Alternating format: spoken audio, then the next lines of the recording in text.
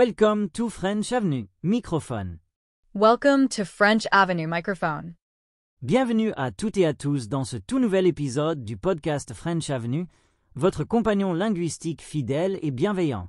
Aujourd'hui, nous vous proposons une réflexion à la fois intime et puissante. Penser en français, seul, dans son quotidien.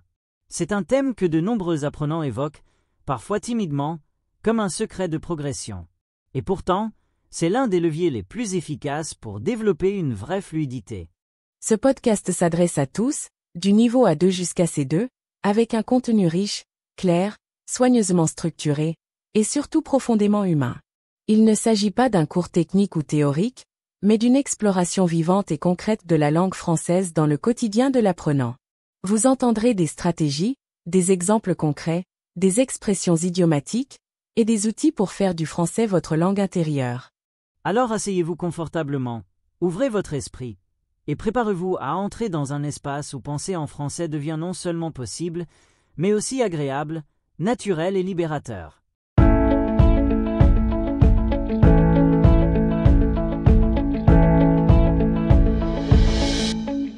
John, beaucoup d'apprenants entendent qu'il faut penser en français pour progresser. Mais en pratique, qu'est-ce que ça veut dire? Comment peut-on commencer à penser dans une langue étrangère? Et pourquoi est-ce si important? Cela signifie que la langue étrangère ne reste pas enfermée dans les livres ou les exercices, mais qu'elle devient un outil mental actif que l'on mobilise dans notre vie intérieure. Mais avant tout, il faut démystifier cette idée. Beaucoup pensent que penser en français signifie pouvoir construire des phrases complexes dans sa tête sans hésiter. Ce n'est pas le cas au début. Cela commence de manière très simple, presque enfantine. Il s'agit d'associer votre quotidien à des mots français. Par exemple, je me lève, je vais me faire un café. Où sont mes clés? Ces petites phrases, banales en apparence, sont de puissants déclencheurs cognitifs. Pour commencer à penser en français, je recommande de créer des moments de dialogue intérieur, même très courts.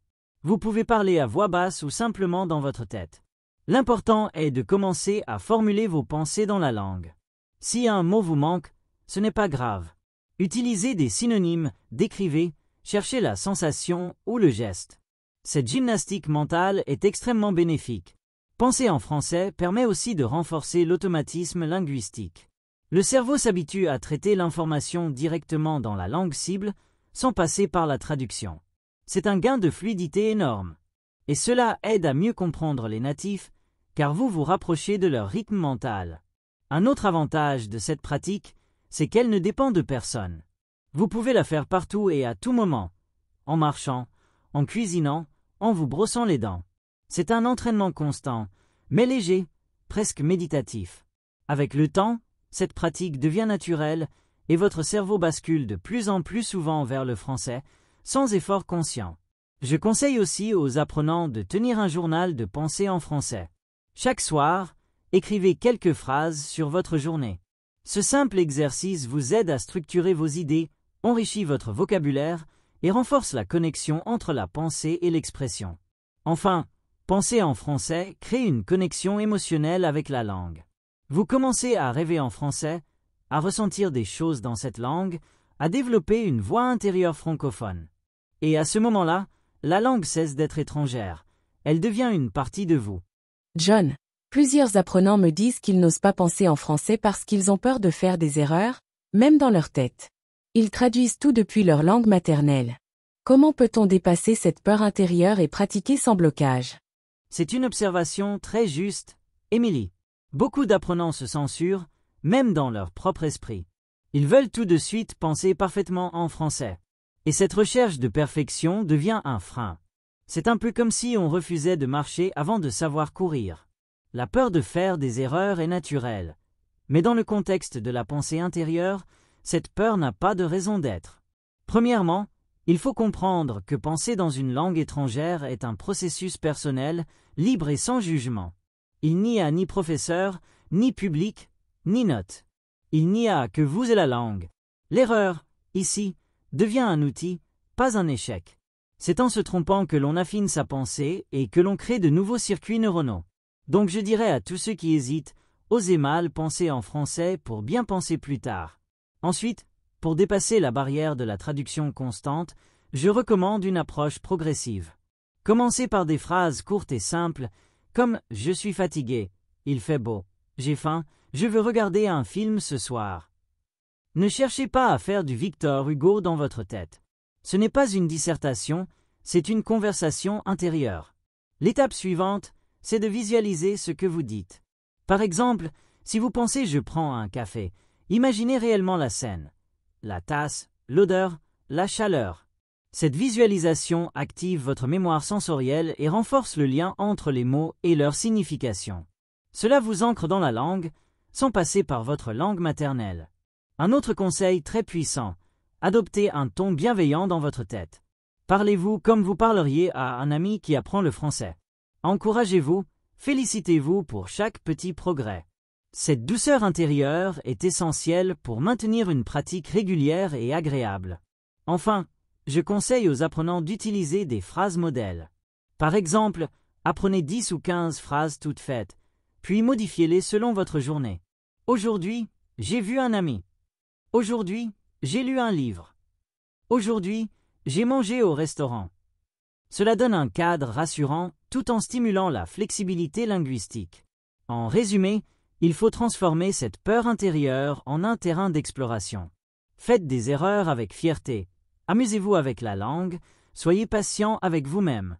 Vous êtes seul, mais pas isolé. Chaque pensée en français vous rapproche un peu plus de la maîtrise. C'est très inspirant, John. Maintenant, concrètement, quel type d'activité ou d'exercice peut-on pratiquer pour développer cette capacité à penser en français chaque jour, même quand on est débutant ou qu'on a peu de temps? Très bonne question, Émilie. Beaucoup d'apprenants croient qu'ils doivent réserver du temps spécial pour pratiquer le français. En réalité, le secret, c'est l'intégration naturelle et quotidienne. Il ne s'agit pas de faire plus, mais de penser autrement dans ce que vous faites déjà. Voici plusieurs exercices concrets et progressifs pour entraîner votre esprit à penser en français, quel que soit votre niveau. 1. Le film de la journée. Chaque soir, repassez mentalement les moments clés de votre journée en français. Par exemple, ce matin, je me suis réveillé à 8 heures. J'ai pris une douche. J'ai bu un café noir. Même avec un vocabulaire limité, vous pouvez structurer des scènes simples. Et si un mot vous manque, essayez de le contourner. Cela développe une agilité linguistique précieuse. 2. Les listes mentales. Faites des listes dans votre tête en français. Ce que vous devez acheter, les tâches à faire, ce que vous aimez manger, vos projets pour le week-end. Cela permet de travailler du vocabulaire ciblé dans un contexte qui vous est familier. 3. La voix intérieure active. Parlez à haute voix lorsque vous êtes seul. Je range mes affaires. Je prépare le dîner. Cette pratique renforce le lien entre action et langage, tout en entraînant votre prononciation. Elle est très puissante, même quelques minutes par jour. 4. Les étiquettes mentales. Lorsque vous voyez des objets autour de vous, nommez-les en français dans votre tête. La lampe, la chaise, le rideau, le téléphone. Associez-leur des verbes. J'allume la lampe, je déplace la chaise. C'est un moyen de pratiquer du vocabulaire sans avoir besoin de matériel. 5. Le miroir intérieur. Prenez 2 minutes par jour pour vous parler à vous-même devant un miroir, comme si vous faisiez une petite présentation. Par exemple, « Bonjour, je m'appelle John. Aujourd'hui, j'ai envie de parler du temps. Il fait froid, mais j'aime cette saison. » Cela développe la confiance et le rythme du discours. 6. Les déclencheurs émotionnels. Dès que vous ressentez une émotion, exprimez-la en français. Je suis stressé, je suis heureux, je suis impatient. Cela vous relie à la langue de manière authentique et vous créez une connexion émotionnelle très forte avec le français. 7. L'environnement francophone passif. Enfin, pour renforcer la pensée en français, entourez-vous de la langue, podcast, musique, affiches, citations. Même si vous ne comprenez pas tout, votre cerveau s'immerge. Et plus il est en contact, plus il commence à penser dans cette langue automatiquement. En résumé, la clé, c'est la fréquence, pas la durée.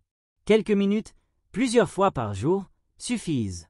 En pensant régulièrement en français, vous installez une habitude mentale puissante qui vous accompagnera partout, même sans professeur, même sans interlocuteur. Et c'est ainsi que la langue devient vivante, personnelle, intérieure. John, certains apprenants me disent qu'ils n'ont pas une mémoire très forte, et qu'ils oublient les mots ou les phrases qu'ils essaient d'utiliser pour penser en français. Que peut-on faire pour mieux retenir le vocabulaire et l'utiliser naturellement dans sa pensée intérieure, même avec une mémoire limitée? C'est une très bonne question, Émilie, et je suis ravi que vous l'ayez posée, car c'est une préoccupation très fréquente, surtout chez les adultes. La bonne nouvelle, c'est qu'il ne faut pas forcément avoir une bonne mémoire au sens traditionnel pour bien apprendre une langue. Ce qui compte, c'est la façon dont on mémorise, pas la quantité brute d'informations retenues. Je vais vous proposer plusieurs méthodes concrètes pour ancrer le vocabulaire de manière durable et naturelle afin qu'il puisse surgir spontanément lorsque vous pensez en français. Tout d'abord, il est important de lier chaque mot à une émotion, une image ou une action. Par exemple, si vous apprenez le mot pluie, ne vous contentez pas de le lire. Imaginez que vous êtes sous la pluie, que vous entendez le bruit des gouttes, que vous ressentez l'humidité sur votre peau. Ce processus active la mémoire sensorielle et rend le mot vivant.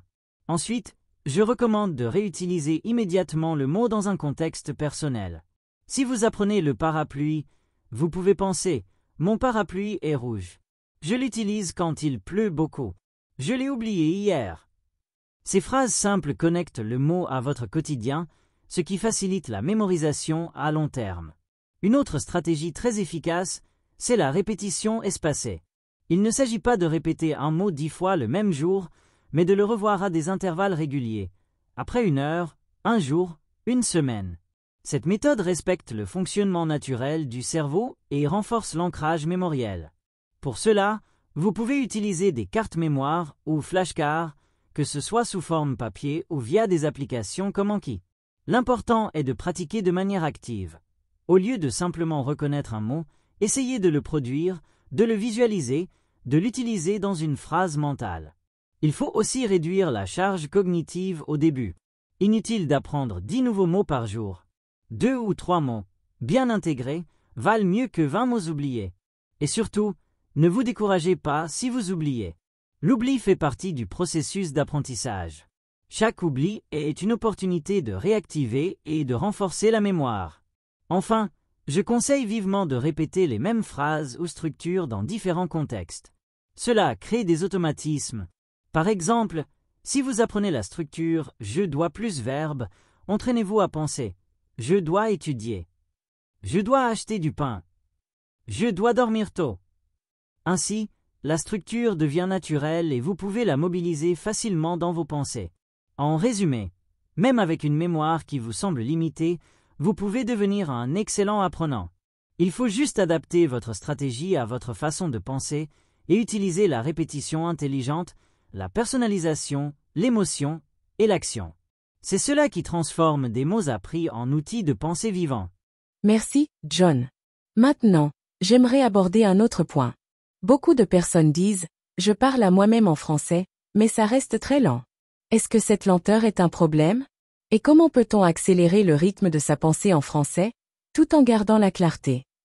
C'est une question cruciale, Émilie, et je pense qu'elle touche un point très sensible pour beaucoup d'apprenants. Il y a souvent une frustration liée à la lenteur, un sentiment d'inefficacité ou de stagnation. Pourtant, j'aimerais commencer par dire une chose très simple mais essentielle. La lenteur n'est pas un défaut, c'est une étape nécessaire. Quand on apprend une langue, il est normal que la pensée soit plus lente. Le cerveau fait un effort énorme. Il doit chercher le vocabulaire, choisir la bonne structure grammaticale, conjuguer les verbes, accorder les adjectifs. C'est comme apprendre à jouer d'un instrument. Au début, les gestes sont lents et hésitants, mais ils deviennent fluides avec le temps. Alors, que faire pour accélérer cette pensée sans perdre la clarté? Voici quelques techniques efficaces. 1. La répétition des structures fixes. Il existe des centaines de structures toutes faites en français. Par exemple, je pense que, j'aimerais, c'est difficile de, il faut que. Plus vous utilisez ces structures, plus elles deviennent automatiques. Cela permet de parler ou de penser plus vite, car vous avez déjà une base prête à l'emploi. 2. L'automatisation par l'usage. La lenteur disparaît avec la répétition dans différents contextes. Si vous répétez chaque jour des phrases simples comme « je vais au travail »,« je mange à midi »,« je rentre chez moi à 6 heures », votre cerveau les retiendra comme des blocs entiers et vous n'aurez plus besoin d'y réfléchir. 3. L'écoute passive et active. Exposez-vous le plus possible à la langue parlée. Plus vous entendez le français, plus votre cerveau enregistre le rythme, les intonations, les constructions. Cela vous aidera à accélérer naturellement votre pensée en vous basant sur des modèles internes. 4. La simplification intelligente. Ne cherchez pas à tout dire parfaitement tout de suite. Si vous êtes bloqué, utilisez une version simple. Par exemple, je suis allé au cinéma au lieu de je suis allé voir un film dramatique d'un réalisateur français contemporain. L'objectif est de garder le flot de pensée fluide, même avec des mots simples. 5. La pratique régulière et brève. Pensez en français chaque jour, même 5 minutes, mais avec intensité. Plus vous entraînez votre esprit dans la durée, plus le cerveau devient efficace. C'est un peu comme l'entraînement sportif. Des efforts fréquents, même courts, produisent des résultats durables. 6. L'acceptation de l'imperfection. Enfin, acceptez que parfois, vous cherchiez vos mots. Même les natifs cherchent parfois leurs mots. L'essentiel est de continuer à penser, à parler, à chercher des solutions. C'est cette dynamique qui vous rend plus rapide, plus précis, plus confiant. En conclusion, la lenteur n'est pas un mur, c'est un tunnel de transition. Et chaque fois que vous pratiquez, vous avancez dans ce tunnel. Un jour, sans même vous en rendre compte, vous vous surprendrez à penser en français rapidement, naturellement, avec aisance. Et ce jour-là, vous verrez que toute cette lenteur passée n'était qu'un tremplin vers la fluidité. John, parlons maintenant des moments de fatigue ou de stress. Beaucoup d'apprenants me disent qu'ils n'arrivent pas à penser en français quand ils sont épuisés mentalement ou quand ils ont une journée difficile. Est-ce que c'est normal? Et comment peut-on rester connecté à la langue même dans ces moments plus délicats? C'est une excellente question, Émilie, et elle est très pertinente.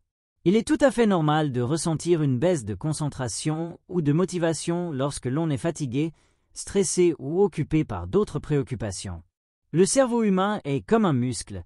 Il a besoin d'énergie, de calme et de disponibilité pour fonctionner à plein régime, surtout lorsqu'il travaille dans une langue étrangère.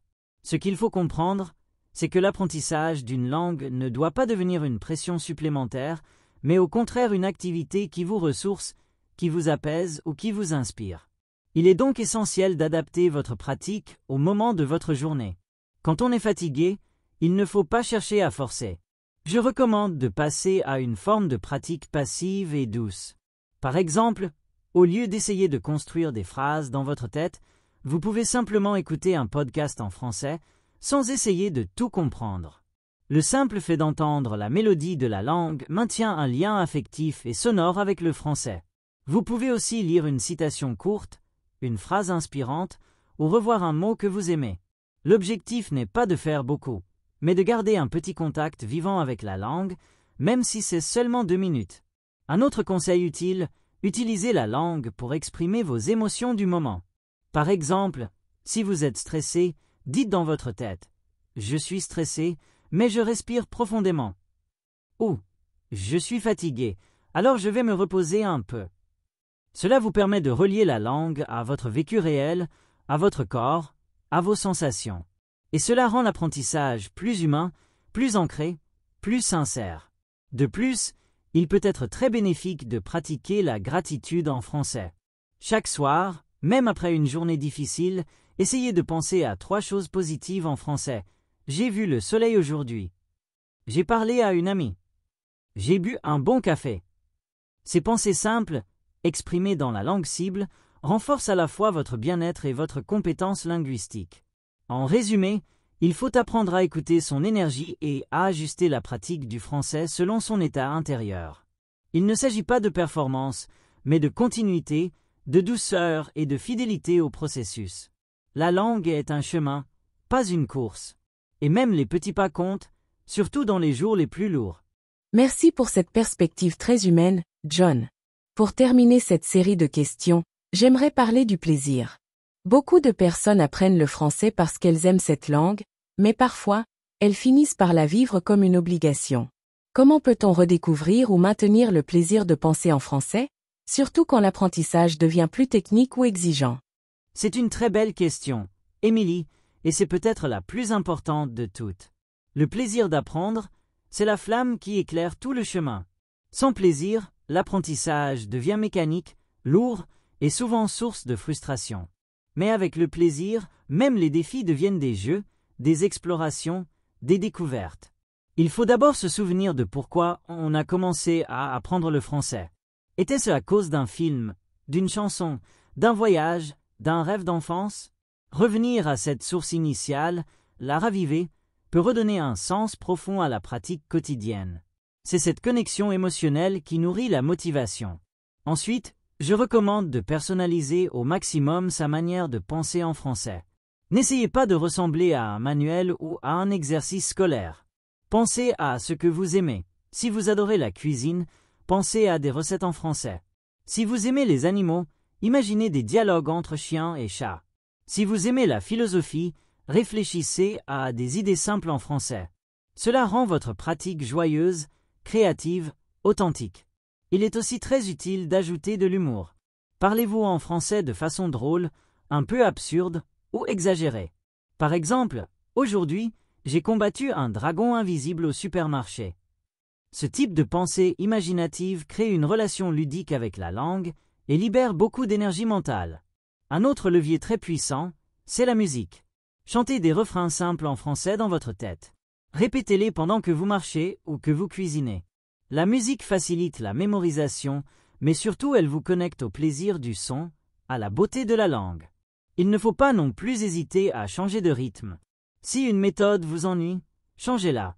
Si vous êtes fatigué des exercices, regardez une vidéo, écoutez un poème, lisez une bande dessinée. L'apprentissage doit rester vivant, et cela implique de respecter vos envies, vos goûts, vos humeurs. Enfin, je dirais que le plaisir vient aussi de la fierté du progrès. Même si c'est lent, même si c'est discret, chaque jour où vous pensez un peu en français, vous grandissez. Et cela mérite d'être célébré. Souriez à chaque phrase bien construite. Félicitez-vous pour chaque pensée claire. Appréciez votre propre voix intérieure qui se transforme, mot après mot. En conclusion, le plaisir n'est pas un luxe, c'est une nécessité de l'apprentissage durable. Il ne faut pas attendre qu'il revienne par magie, il faut le cultiver, l'inviter, l'encourager. Et plus vous l'honorez, plus la langue devient une amie, une complice, une joie de chaque instant. John, dans vos réponses précédentes, vous avez parlé de l'importance de la régularité et de la connexion émotionnelle à la langue. Mais beaucoup de personnes me disent qu'elles manquent de constance. Elles commencent avec enthousiasme, puis elles arrêtent après quelques jours ou quelques semaines. Comment peut-on développer une habitude durable de penser en français, même quand la motivation varie? Émilie, c'est un sujet fondamental. La motivation est un élan, mais l'habitude est une structure. Pour apprendre une langue sur le long terme, il ne suffit pas d'être motivé au début. Il faut créer un système léger, agréable et intégré à sa vie quotidienne pour que penser en français devienne aussi naturel que boire un verre d'eau ou se brosser les dents. La première étape consiste à réduire la pression.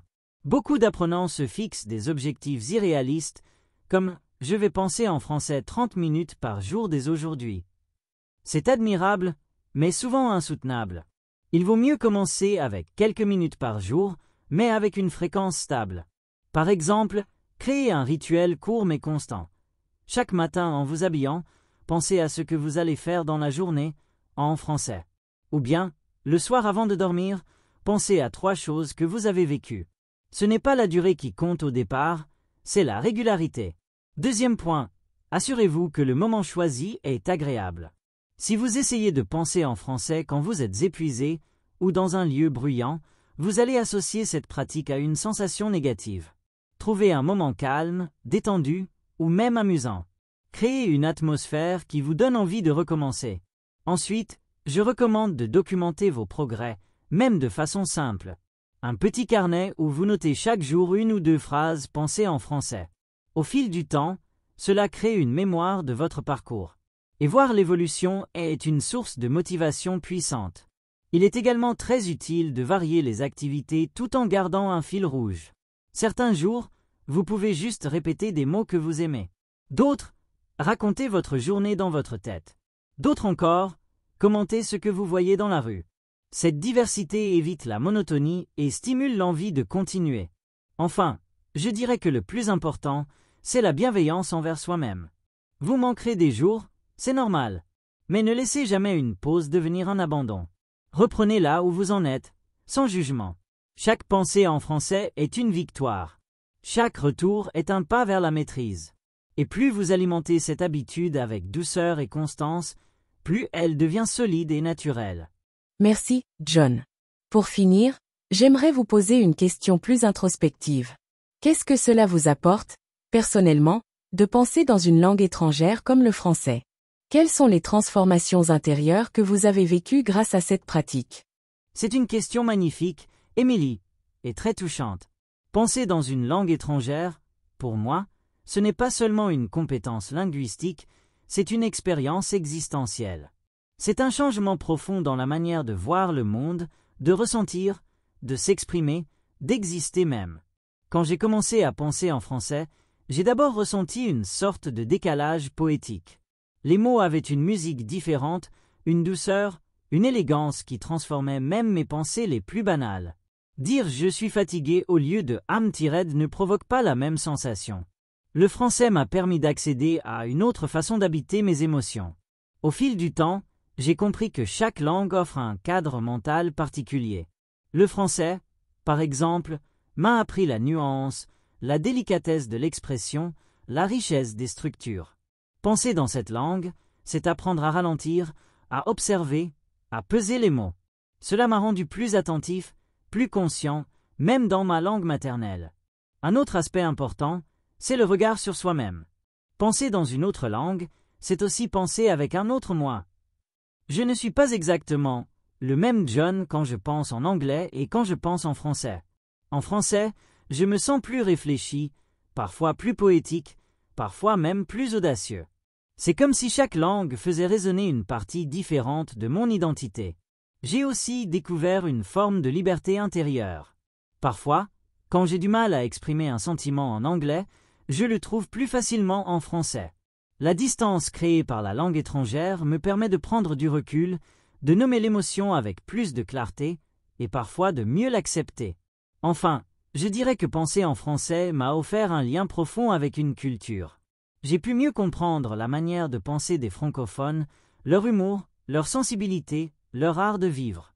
C'est comme si chaque pensée en français me rapprochait d'un monde plus vaste, plus riche, plus humain. Pour résumer, penser dans une langue étrangère, ce n'est pas simplement changer les mots, c'est changer de perspective, c'est s'ouvrir, se transformer, se découvrir autrement. C'est un voyage intérieur, et chaque apprenant qui ose penser en français commence ce voyage magnifique.